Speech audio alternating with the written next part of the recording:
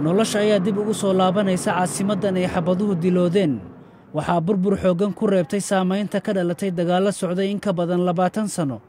balse agoostadii la soo dhaafay ayaa ciidamada midowga Afrika waxa ay Muqdisho ka saareen al-shabaab laakiinse haatan culayska al-shabaab ayuu saaran yahay ciidamadan Ugandheeska waxa ay ku eryanayaan dagaalyahanada al-shabaab bartamaha dhulka ay ka talinayeen ee koonfurta Soomaaliya bishii hore waxa ay magaalada Afgooye oo mar ahayd mid ka mid ah meelaha istiraatiijiga u ah al-shabaab oo ay ku xooganaayeen isla markaasna saldhig u ahayd kuwooda sameeya bambooyinka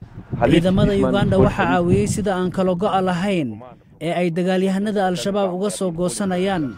Abu Khalid waxa uu soo goostay hal toddobaad ka hor waxa uu ka jawaabayaa taleefankiisa oo laga soo wacay waa taliyihiisii hore ee al-shabaab ciqaabta uu mutaysanayo qofka goosta waa mid aad u daran sida ayuuna taliyaha u sheegayaa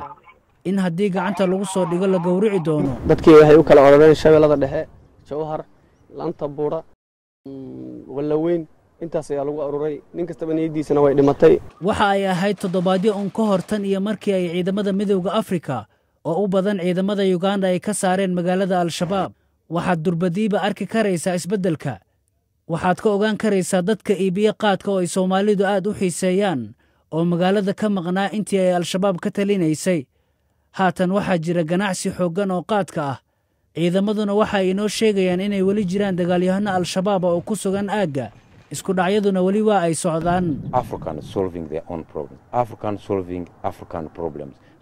Afrikaanku waxa ay xalinayaan dhibaatooyinkooda Afrikaanku waxa ay xalinayaan dhibaatooyinka Afrika sidaa darteed Soomaalidu wax badan ayay naga fahmayaan halkan dekadda magaalada Muqdisho ee saaran xeebta